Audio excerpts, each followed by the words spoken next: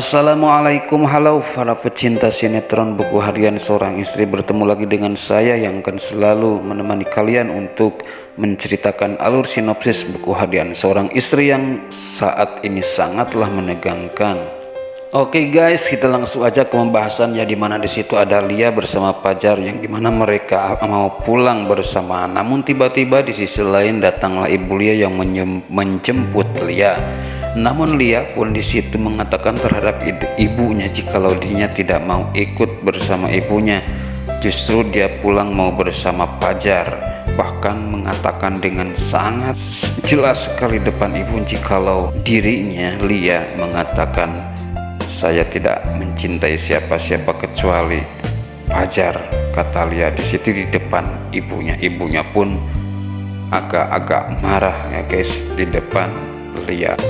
Oke guys, selanjutnya di situ ada Nana yang bersama Tante Merlin, yang dimana di situ Nana sangatlah merasa panik atau gak nyangka atas perbuatan si Parah terhadap dirinya untuk memisahkan Nana bersama Dewa. Di situ pun Nana curhat di depan Tante Merlin. Namun di sisi lain ternyata disinilah pahlawan sebagai Tante Merlin yang akan menolong Nana. Di situ pun Tante Merlin terhadap Nana, tenang nak, pokoknya Nana akan berjalan mulus, Nana tidak akan bercerai lagi bersama Dewa. Nana usahakan jangan sampai cerai lagi bersama Dewa, saya akan urus ini. Gak lama kemudian Tante Meli pun pergi ke rumah Buana dan ternyata di situ ada si Kety. Langsung Tante Meli pun mengatakan atau menanyakan keberadaan Nenek Ratu. Langsung di situ pun si Kety membawa Tante Merlin ke kamar Nenek Ratu karena ada hal penting harus dibicarakan dengan Nenek Ratu tanpa sepengetahuan si Parah. Di situ pun Kety mengantar Tante Merlin ke kamar Nenek Ratu dan alhamdulillah Nenek Ratu pun ada. Gak lama kemudian disitulah Tante Merlin berbicara empat mata bersama Nenek Ratu, yang intinya adalah membicarakan si Parah yang selama ini yang memisahkan antara Dewa dan Nana. Bahkan kata Tante Merlin, jikalau jauhnya Dewa dan Nana diakibatkan perbuatan si Parah yang sudah mengambil HP-nya Mas Dewa, kata Tante Merlin. Di situ pun Nenek Ratu sangatlah marah di depan Merlin, meskipun Tante Merlin mencegah Nenek Ratu jangan sampai marah karena efeknya akan kembali kepada Nenek Ratu. Begitu juga si Kety, tapi Nenek Ratu yang sangat kesal sekali terhadap perbuatan si Parah. Di situ pun hampir saja Nenek Ratu pingsan, tapi alhamdulillah gak jadi. Dan di situ pun Merlin mengatakan ini harus dilawan dengan cara politik, taktik kita sendiri Nenek Ratu. Di situ pun Nenek Ratu sangat setuju sekali atas perkataan Merlin atau perkataan si Kety. Singkat cerita, gak lama kemudian Merlin pun pulang lagi dan sesampai ke rumah kontrakannya, di situ pun Merlin menceritakan apa yang telah diceritakan oleh dirinya terhadap Nenek Ratu. Di situ pun Nana sangat berterima kasih sekali terhadap Tante Merlin yang sudah menolong dia, yang sudah memperjuangkan dia untuk bisa balikan bersama Dewa. Oke, selanjutnya di sisi lain di situ ada si Parah, yang dimana si Parah telah menelepon pengacaranya untuk memproses gugatan cerai antara anaknya bersama Nana disegerakan. Akhirnya di situ pun pengacara suruhan si Parah pun bersiap untuk memproses lebih cepat. Gak lama kemudian memang ternyata cepat sekali ya, surat itu datang kepada Nana atas surat panggilan yang kedua mediasi perceraian antara Nana dan Dewa. Di situ pun Nana yang sangat sedih sekali ya guys, takut terjadi seperti kemarin Dewa gak datang atau salah satunya hingga perceraian pun diperpanjang. Lama kemudian di situ pun Nana langsung menghampiri Merlin dan lagi Tante Merlin pun di situ memberikan masukan terhadap Nana. Jangan panik, jangan tegang nak, kata Tante Merlin. Bahkan kamu harus santai aja, katanya. Saya sudah beberapa kali sudah pernah mengalami soal ini, kejadian ini, kata Merlin. Di situ pun Nana yang banyak bertanya terhadap Merlin pun menjawab dengan seadanya.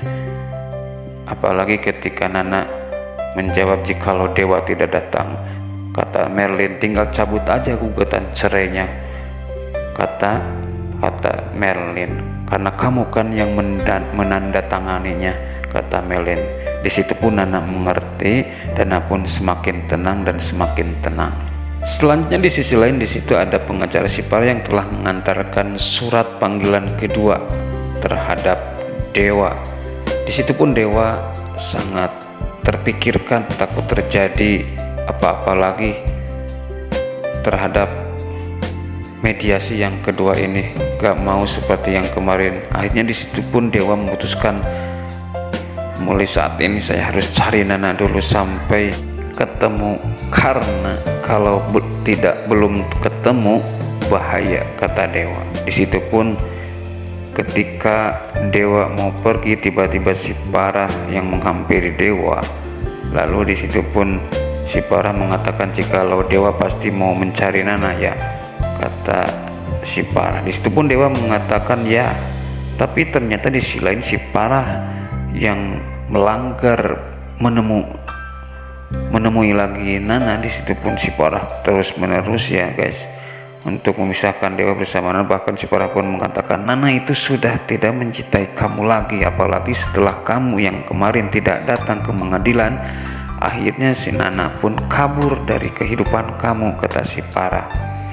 Namun di sisi lain ternyata Nek Ratu telah melihat kejadian itu, dan Nenek Ratu pun yang sudah mengetahui sebenarnya. Akhirnya Nenek Ratu pun langsung mencegah Sipara dan menghampiri Sipara. Gak lama kemudian di situ pun Nenek Ratu langsung menyuruh Sipara untuk membelikan obat buat Nenek Ratu.